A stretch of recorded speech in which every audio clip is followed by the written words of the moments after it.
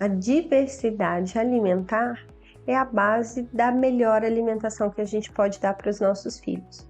Mas até que ponto você faz um prato diverso, com bastante diferentes alimentos? É aqui que a gente vai conversar nesse vídeo, porque às vezes a gente está fazendo com vários alimentos, mas eles são basicamente todos do mesmo grupo.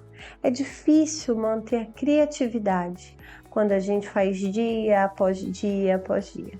Mas a recomendação da OMS com essa nova diretriz que saiu agora é que a gente não esqueça da diversidade alimentar. Tanto que eles dividiram os alimentos em 8 grupos, que eu basicamente vou pegar esses 8 e vou resumir um pouquinho mais para vocês para que fique mais fácil. Mas eu primeiro vou ler para vocês todos os 8 e depois eu vou contar como a gente pode sabê-los com mais facilidade. Então, quais são esses 8 grupos de alimentos que a OMS falou na diretriz dela? O primeiro é o leite, principalmente o leite materno. O segundo são as proteínas, como carne, frango, peixe e etc. Os laticínios, como um terceiro grupo, o ovo como um quarto grupo. E por que ele separou e não colocou ali na proteína, junto com a carne, com o peixe, com o frango? Porque eles falam que o ovo é o segundo melhor alimento do mundo. Ele é riquíssimo em DHA. Ele basicamente só perde para o leite materno. Então, por isso que eles resolveram colocar num grupo à parte. Quinto grupo, leguminosa e nozes. O que eles chamam de nozes, a gente pode chamar de castanhas em geral. O sexto grupo são frutas e vegetais ricos em vitamina A. E o sétimo grupo são as outras frutas. Por que isso? Porque a gente não pode esquecer da importância dessas frutas especialmente ricas em vitamina A. Então vocês podem ver que eles colocam em grupos separados para que a gente não esqueça de ofertar coisas muito importantes para a dieta dos nossos bebês. O oitavo e último grupo vem com grãos, raízes e tubérculos, que são os nossos carboidratos. E não é à toa que eles colocaram como último grupo. Por quê? Porque é o que menos tem que ser ofertado. E particularmente é o mais fácil, é o que vem na nossa cabeça primeiro. Então, grãos, raízes e tubérculos são o que na cadeia é o que não vou falar menos importante, mas que sabidamente a gente sempre escolhe, então que a gente tem que lembrar de todos os outros. Mas como resumir então esses 8 grupos em 5 grandes grupos, onde você não pode esquecer de dar para o seu filho todos os dias, de 0 a 2 anos de idade? Quais então são esses 5 grupos que ficaram? O leite, primordial, o leite materno é o primeiro grande grupo. Então, a gente, ser humano, tem um período lactente que é de 0 a 2 anos. Depois dos 2 anos, essa importância dos leites e derivados diminuem bastante, tá? Existe um mito muito forte que as crianças que não tomam leite depois de 2 anos podem ter problemas de cálcio. A gente tem outras fontes de cálcio muito importantes na dieta. O tomate, por exemplo, é um deles e as crianças amam tomate. Então, depois dos 2 anos, não necessariamente o leite se faz necessário na dieta. O segundo grupo é a proteína e aqui eu junto, tá? Então, carne, frango, ovo, peixe, lembrando aqui da importância do ovo que eu falei para vocês, como fonte proteica sim, mas também rico em DHA. Ele é um alimento muito completo.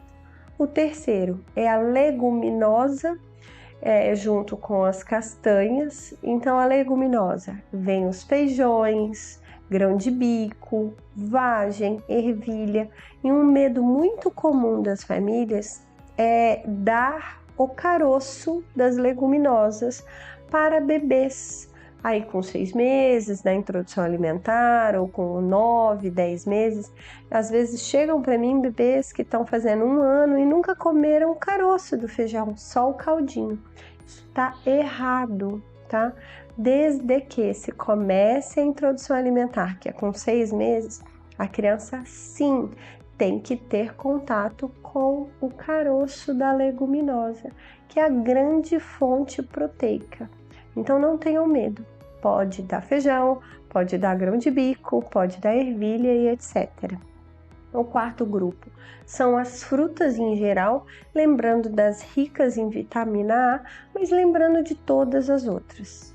Aqui reforçando, suco de fruta não se dá para bebê menor de 1 ano e de 1 a 2 anos uma quantidade limitada, de mais ou menos 100 ml por dia. Então, dê fruta natura para o seu filho.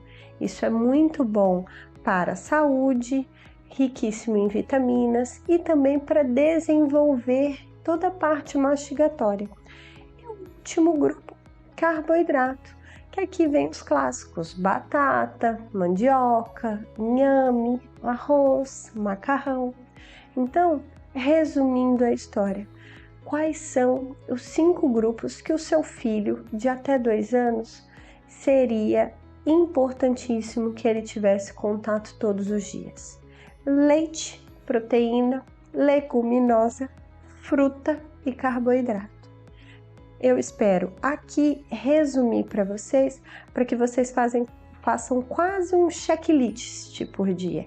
Que vocês, ao final do dia, parem e pensem se os seus filhos tiveram contato. É lógico, gente.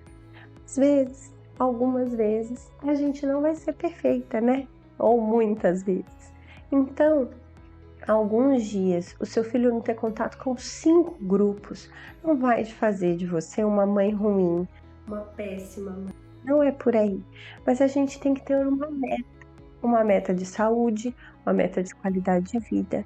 Então, que os nossos filhos tenham a grande parte dos dias, o ordinário da vida, que é a repetição com esses grupos todos os dias. Um dia ou outro que faltar um, eu te prometo, tá tudo bem. Se no todos os outros, você não esquecer desses 5 grupos. Aqui a gente encerra essa parte de diversidade alimentar, lembrando que as crianças até 2 anos de idade estão em formação.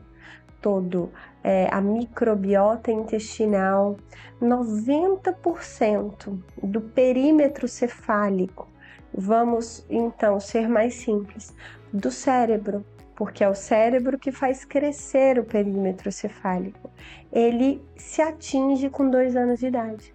Então, essa diversidade alimentar é o que vai fornecer substrato para o crescimento, inteligência, peso e altura do seu bebê. Então, eu espero ter ajudado. Qualquer coisa, deixe nos comentários as dúvidas, a gente vai tirando aqui nos grupos, mas tá prático. É só dividir nos 5 grupos que vocês não erram.